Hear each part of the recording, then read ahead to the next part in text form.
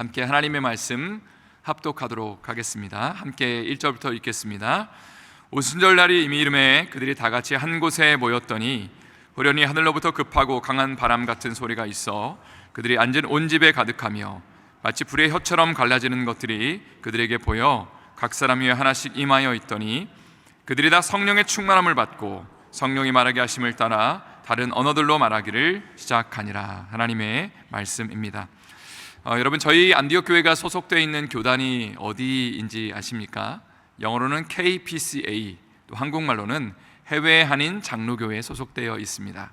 쉽게 말한다면 저희 교회는 장로교회입니다.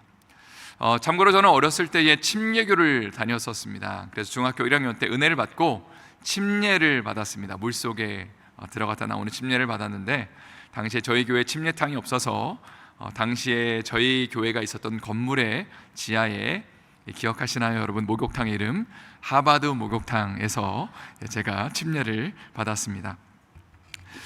전 세계로 본다면 여러 교단들이 존재하는 것을 보게 됩니다. 장로교나 침례교뿐만이 아니라 성결교나 또 감리교나 오순절 교단 것들이 많이 알려져 있는 교단들입니다.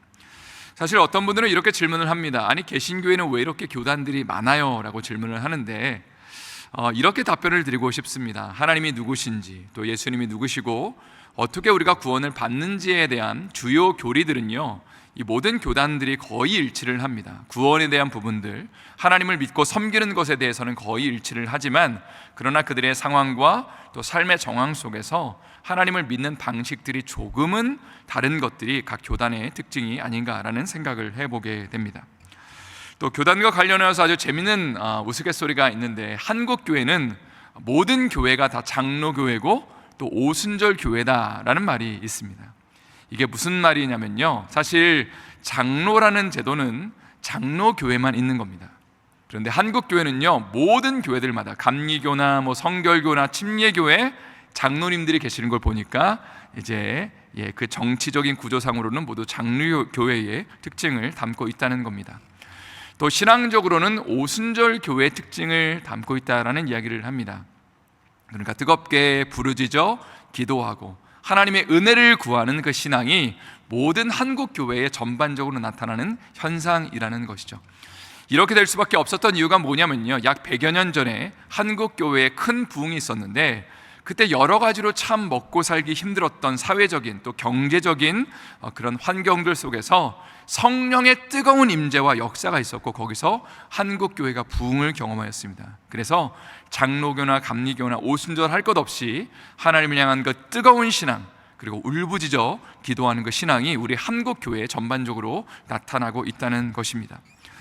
제가 안디옥 교회 처음 왔을 때에 새벽 예배를 처음 참석했었는데, 그때 정말 깜짝 놀랐었습니다. 왜냐하면 성도들의 그 부르짖는 소리, 특별히 주여 삼창하고 기도하겠습니다 라고 기도를 이제 시작하는데, 주여 주여 주여 이렇게 하는데, 제가 어느 교회에서보다 정말로 가장 크게 주여 소리를 들었던 것 같고요. 그래서 여기는 영성 좀 세구나, 정말 기도하는 교회구나 라는 생각을 하게 되었습니다.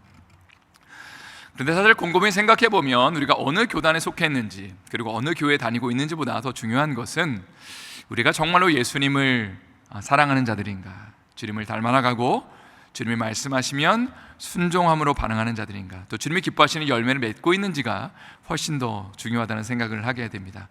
그래서 오늘 말씀의 제목은 오순절의 참된 의미를 회복하라. 그러니까 우리가 외형적으로 뜨겁게 기도하는 모습만 우리가 오순절적인 그런 특징을 갖는 교회의 모습이 아니라, 정말 하나님이 기뻐하시는 오순절의 참된 의미가 무엇인지를 오늘 여러분과 함께 나누고 적용해 보기를 원합니다. 첫 번째로 나누고 싶은 것은 성령님은 어떻게 역사하시는가입니다. 요즘 매일 밤마다 기도하는 가운데 하나님께서 저에게 주시는 감동이 있습니다. 21일을 기도하는 가운데 우리 성도들의 간절한 기도 제목이 응답되기를 원하는 그런 마음을 부어주셨습니다. 여러분 아멘이시죠? 또 우리 가운데 연약함 가운데 계신 분들은 육신의 정말 치료를 경험하시고, 또 악한 것들이 떠나가고 우리의 영이 정말로 깨어나고, 그리고 우리의 자녀들과 특별히 우리의 배우자들이, 또 우리의 가정이 하나님의 은혜 가운데 믿음의 가정이 세워지는 것을 꿈꾸며 하나님이 기도하게 만드십니다. 특별히 오늘 본문의 1절 말씀을 한번 다 같이 저희 읽어보도록 하겠습니다. 1절 말씀 읽겠습니다. 오순절날이 이미 이름에 그들이 다 같이 한 곳에 모였더니. 자, 드디어 오순절이 되었습니다. 예수님이 승천하신 지 약 10일 정도가 지났고요, 120명의 제자들이 지금 함께 모여서 한 마음과 한 뜻을 다해 간절히 하나님 앞에 부르짖고 있습니다. 그리고 2절 말씀이 이어지는데 2절 말씀도 한번 다 같이 읽겠습니다. 후련히 하늘로부터 급하고 강한 바람 같은 소리가 있어 그들이 앉은 온 집에 가득하며. 자, 제일 먼저 등장하는 단어가 후련히. 다른 말로 표현한다면 갑작스럽게 혹은 suddenly라고 영어는 번역하고 있습니다. 여러분 도미노 게임을 해보신 적이 있으실 겁니다. 도미노를 처음에 세울 때는요 굉장히 어렵죠. 시간도 오래 걸리고 야 이거 언제 끝나나 하지만 도미노를 다 세워놓고 난 다음에 처음 도미노를 무너뜨리면 그 모든 도미노가 다 무너지는 것을 보게 됩니다. 마치 제자들이 기도한 것도 도미노를 세우는 것이 아닌가라는 생각을 해보게 돼요. 하나하나 하나님 앞에 기도하며 간구하는 것이 도미노를 세우는 것처럼 시간도 참 많이 걸리고 참 어려운 그런 인내와 기다림의 시간이었지만, 그러나 성령께서 첫 번째 그 도미노 핀을 딱 이렇게 터치를 하시니까 거기서 하나님의 놀라운 성령의 역사가 일어나게 됐다는 것이 바로 오늘 본문에서 일어나고 있는 일입니다. 또 이런 비유를 하나 드리고 싶습니다. 여러분, 물이 끓으려면 몇 도가 돼야지 물이 끓죠? 100도라고 여러분 대답을 하셨죠, 그죠? 100도가 되면 물이 끓습니다. 90도가 되면 물이 끓을까요? 안 끓습니다. 95도가 돼도 안 끓고 심지어는 99도가 돼도 물은 끓지 않습니다. 정확하게 100도가 돼야지만 끓는 것이 물입니다.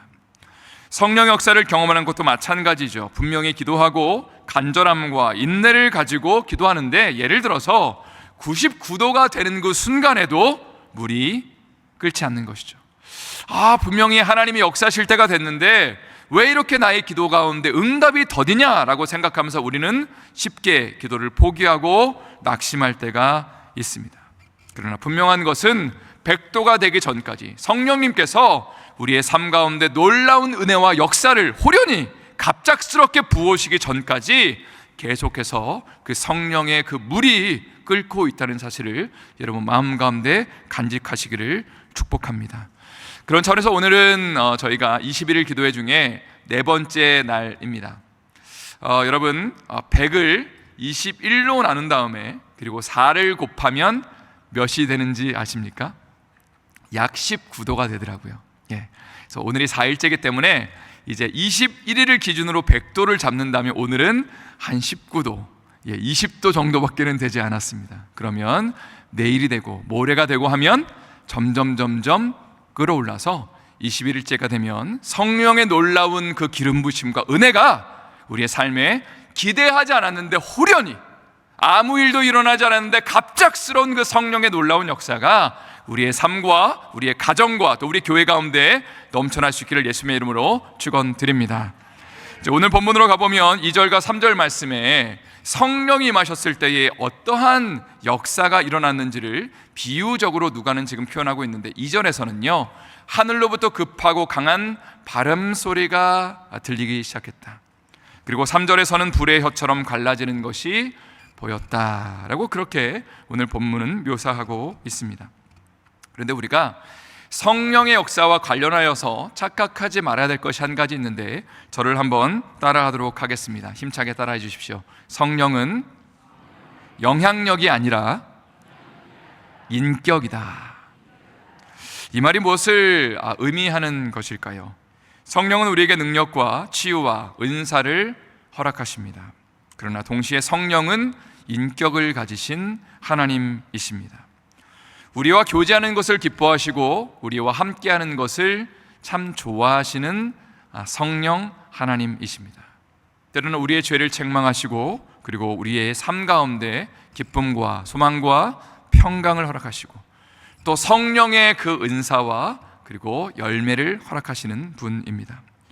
이런 비유를 좀 드리면 좋을 것 같습니다. 우리 아버지들이 이제 열심히 일을 하고 땀을 흘려서 돈을 벌어서 이제 아이들이 좋아하는 빵을 사들고 집으로 탁 향합니다. 초인종을 딱 누르고 이제 문을 딱 여는데 아이들이 아빠를 보기 전에 빵을 먼저 받습니다. 그리고 아빠한테 인사하는 것을 깜빡하고 야, 빵이다 하면서 빵만 딱 들고, 여러분 이 아이들이 간다면 참 얼마나 열이 받을까요? 그리고 참 속상할 것입니다. 마찬가지로 성령님은 우리에게 은사를 주시는 분이고 열매를 주시는 분인데, 우리가 성령님이 주시는 선물에 더 집중한다면, 그분을 정말로 하나님으로 인정해드리고 그분을 우리가 정말로 왕으로 높여드리고 그분과 교제하는 것에 우리가 관심을 더 가져야 되는데, 그분이 우리에게 주시는 선물에만, 은사에만 관심을 갖는다면, 그러면 성령님은 우리에게 참 많은 서운함을 나타내실 것입니다. 두 번째로 제가 여러분과 나누고 싶은 것은 성령님은 우리를 하나 되게 하신다. 자, 첫 번째는 어떻게 역사하시는가에 대한 부분이었고요, 두 번째는 우리를 하나로 모아주신다는 것을 나누고 싶습니다. 오늘 본문의 4절 말씀을 한번 다 같이 또 읽어보도록 하겠습니다. 읽겠습니다. 그들이 다 성령의 충만함을 받고 말하기를 시작하니라. 여기 보니까 제자들이 성령의 충만함을 받고 제일 먼저 나타나는 현상은 다른 언어들을 말하기 시작하였다. 소위 말해서 방언이 터지게 된 것입니다. 오늘 본문의 정황으로 봐서는 제자들이 했던 방언은 외국어 방언을 한 것으로 보입니다. 그래서 지중해를 중심으로 해서 당시에 오순절을 맞이하여서 사방에 왔던 유대인들이 자신들의 나라에 속한 언어를 이 제자들이 구사하는 것을 보고 깜짝 놀라게 됩니다. 아니, 이 어찌된 일이냐, 이게 도대체 무슨 일이냐, 이 사람들은 갈릴리의 시골 사람들인데 어떻게 우리나라 말을 할 수 있냐라고 그렇게 놀라게 반응하게 됩니다. 제가 시카고에 처음 유학 갔을 때에 제가 시간을 날 때마다 했던 것이 무엇이냐면, 다운타운 쪽에 노숙자 사역을 감당하시는 이 목사님을 돕는 일을 저와 제 아내가 했었습니다. 참고로 제가요, 여러분 믿으실지는 모르겠지만 10여 년 전에는요, 아무리 기도를 하고 찬양을 많이 해도 목이 절대 쉬지 않았습니다. 저의 목이 상하는 사건이 있었는데, 그게 뭐냐면 이 시카고에서 여름에 일주일 내내 도시 선교를 하는데, 그 목사님이 저한테 중보기도를 하라고 시키셨어요. 그래서 하루에 한 5시간씩 제가 통성으로 기도했던 것 같아요. 매일 하루에 빠짐없이 사람들을 이끌면서 기도해야 되니까. 그래서 그때 목이 나갔습니다. 그런데 어쨌든 간에 이번에도 이제 브로셔에, 단기 선교 브로셔에 보시면 시카고 도시 선교를 이번에 일정을 좀 넣어놨습니다. 7월 말에. 그래서 이번에 좀 저도 가고, 여러분도 혹시 마음에 있으신 분들은 좀 함께 방문을 하셨으면 하는 바람이 있는데요, 어쨌거나 한 번은 제 아내가 이제 토요일에 그곳을 방문을 하였습니다. 그리고 예배를 드리고 노숙자들과 함께 예배드리고, 이제 목사님이 초청하셨어요. 기도받고 싶은 사람들 앞으로 나오라고. 한 몽골 자매가 앞으로 나갔대요. 그런데 이 자매에게 기도를 하는데 그 순간에 성령께서 임하여 주셔서 방언을 하게 됐는데, 이 자매가 한국어 방언을 하게 됐습니다. 어떠한 고백을 했냐면, 하나님 아버지 감사합니다. 하나님 아버지 감사합니다. 너무 신기하잖아요. 그래서 아내가 예배가 끝나자마자 달려가서 자매한테 말을 걸었는데, 한국어 할 줄 아냐고. 그러니까 난 전혀 모른다고 그렇게 영어로 이제 소통을 했겠죠. 그걸 보면서 외국어로 하는 방언이 이런 거구나라는 것을 처음 알게 되었다고 합니다. 성도 여러분, 2000년 전에 이보다 더 신기했던 일들이 발생을 했다고 한번 상상을 해보십시오. 성령님이 임하시니까 제자들의 그 입술 가운데 다른 나라의 방언이 터지고, 다른 나라의 그 언어가 그들의 입술을 통해서 선포됩니다. 아마 그들은 이런 고백을 했을 겁니다. 하나님 아버지를 높였을 것이고, 아마 예수 그리스도의 왕되심을 선언했을 겁니다. 그리고 이 사건을 통해서 수많은 사람들이 하나님의 은혜 가운데 예수님을 믿게 되는 놀라운 역사가 있었다는 것입니다. 그런데 오늘 본문에서 한 가지 더 중요한 사실은 무엇이냐면, 저를 한번 또 따라하도록 하겠습니다. 성령님은 우리를 하나 되게 하신다.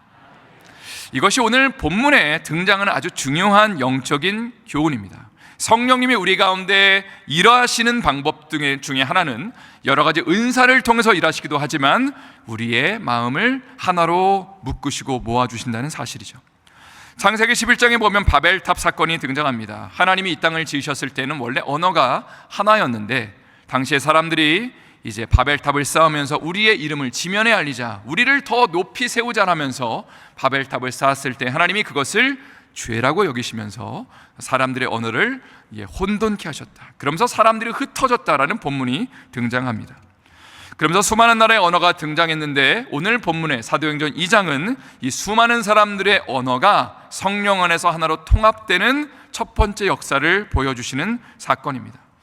그러니까 여러 나라에서 온 사람들이 제자들이 하는 말을 알아듣기 시작하는 거죠. 성령의 역사가 일어나니까 하나님의 돌보심과 은혜 가운데 하나 되고 연합하고 언어까지도 이제는 초월하는 은혜가 그 공동체 가운데 임하게 되었다는 것입니다. 사실 오늘날의 세상 사람들은 여러 가지 다른 수단들을 통해 하나됨을 이루고자 합니다. 바벨탑을 쌓는 것을 보게 되죠. 인터넷을 통해 그렇게 하려고 하고요, 또 여러 통역기를 통해서도 언어적인 장벽을 극복하려고 합니다. 세상을 하나로 묶는 또 다른 도구 중 하나는 돈이라고 할 수 있죠.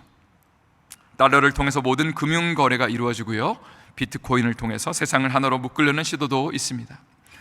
그러나 이 모든 것들은 인류가 21세기에 바벨탑을 다시 쌓는 것이 아닌가라는 생각을 하게 됩니다. 하나님을 대신해서 다른 것들을 이용해 하나됨을 꾀하는 것, 자신들의 이름을 높이고 자신의 영광을 추구하는 것이 이 세상 사람들이 지금 바라고 원하는 것이죠. 사실 하나님의 교회도 조심하고 주의해야 할 것이 바로 이런 부분이라고 믿습니다. 제가 어제 나눈 것처럼 교회는요, 하나님의 교회는 사람을 중심으로가 아니라 하나님을 중심으로, 그리고 예수 그리스도를 중심으로, 그리고 오늘 본문에서처럼 성령 안에 하나됨을 추구해야 되는 줄을 믿습니다. 사실 우리가 쳐다봐야 되는 것은 설교를 감당하는 목사도 아니고 또 돈이 많은 장로님들도 아니고 그리고 리더십이 강한 집사님들도 아니라고 말씀을 드렸습니다. 교회는 어떤 이벤트나 프로그램을 통해서도 하나됨을 추구해서는 안 됩니다. 오히려 예수 그리스도를 통해 성령의 역사를 통해 하나 될 때에 하나님이 기뻐하시는 놀라운 은혜와 역사가 펼쳐지는 것이죠. 사실 이민교회들마다 일하다가 큰 프로젝트를 감당하다가 하나가 됐다라는 얘기는 거의 들어본 적이 없는 것 같습니다. 오히려 건축을 하다가 깨어졌더라, 일을 하다가 교회가 분열됐더라는 얘기는 참 많이 듣게 됩니다. 그런데 기도회를 하다가 21일을 기도하다가 교회가 깨어졌더라, 이런 얘기 여러분 들어보신 적 있습니까? 그런 얘기는 저는 한 번도 들어본 적이 없고요, 오히려 기도하는 가운데 성령님이 마음을 모아주시고 우리의 여러 가지 복잡하고 힘든 것들을 내려놓게 하시고 하나님이 뭘 기뻐하시는지를 우리의 교회 가운데, 우리의 가정 가운데 하나님의 마음을 모아주시는 가운데 우리가 하나됨을 이룰 수 있게 된다는 사실입니다.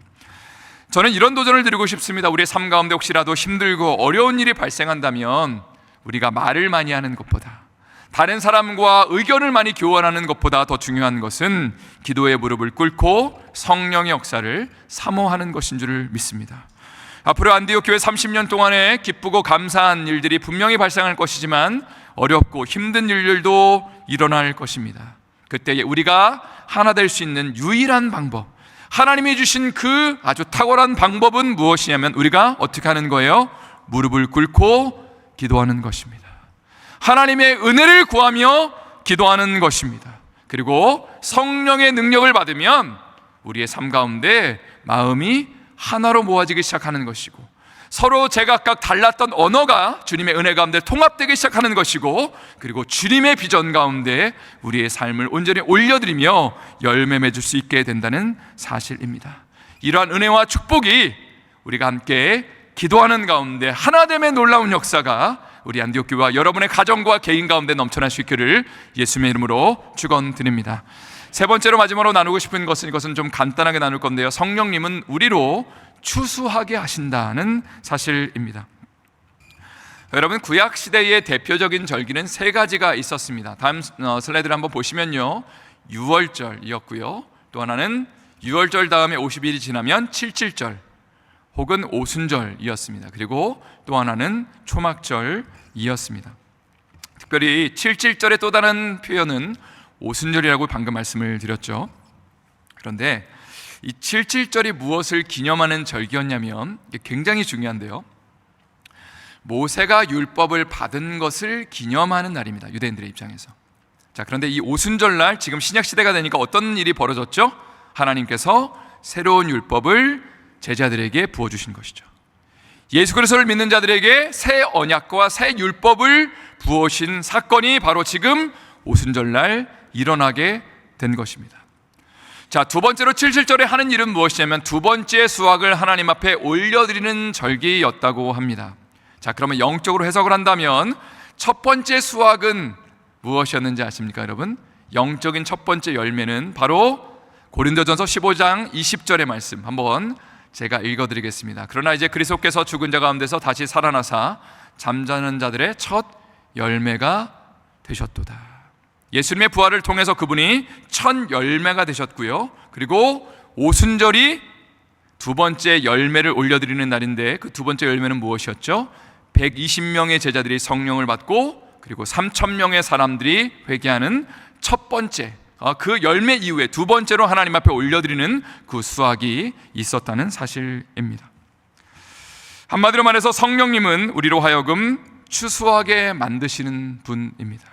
성령이 임했을 때에 그저 능력이 임하고 충만함이 임하고 기쁨이 임하고 감사가 임하는 것으로 끝나는 것이 아니라 오히려 성령님이 오순절날 추수를 하게 만드셨다는 것이죠. 그래서 잃어버린 자들이 주 앞에 돌아올 수 있는, 아프고 상하고 마음이 지금 정말로 마음이 급박하고 어려움 가운데 있는 자들이 하나님의 은혜 가운데 성령을 받고 변화되어서 또 다른 사람들을 주 앞에 이끄는, 잃어버린 자가 주 앞에 돌아오는 수확이 있는 역사가 바로 오순절날 펼쳐지게 되었다는 것입니다. 제가 매일 반복해서 나누는 것 중에 하나가 안디옥 교회의 비전 선언문을 요약한 것입니다. 한번 다 같이 힘차게 읽어보도록 하겠습니다. 시작. MOV의 비전을 가지고 잃어버린 영혼을 구원하며 제자를 삼아 세계 선교를 감당하는 교회입니다. 이제 말씀을 마무리하면서 여러분에게 이런 축복을 드리고 싶습니다. 21일 기도회를 통해 우리 가운데 성령의 능력이 임하기를 예수님의 이름으로 축원드립니다. 아멘이시죠? 그런데 그 성령이 임했을 때에 우리의 삶에 어떤 열매가 나타나야 되냐? 안 믿는 자들에게 복음이 증거되는 역사가 일어나야 되는 줄을 믿습니다. 은혜 받았다면, 성령이 충만하다면 믿지 않는 자들을 구원하기, 그들을 품고 사랑하고 안아주는 그 놀라운 역사가 올 한 해 가운데 일어나는 것입니다. 또 우리의 자녀들과 배우자들에게 복음이 증거되고 복음이 나눠지고 그분이 하나님의 아들이십니다, 그분이 우리의 왕이십니다 고백하며 그 사람들을, 우리의 가장 사랑하는 사람들을 주 앞에 온전히 이끌 수 있는, 그래서 잃어버린 자들이 주님 앞에 돌아오는, 정말로 하나님이 기뻐하시는 이 교회의 본질을 회복하고 그리고 그리스도의 제자를 삼고 세계 선교를 감당하는 우리 안디옥 교회 될 수 있기를 예수님의 이름으로 축원드립니다. 다시 한번 예수님의 이름으로 축원드립니다.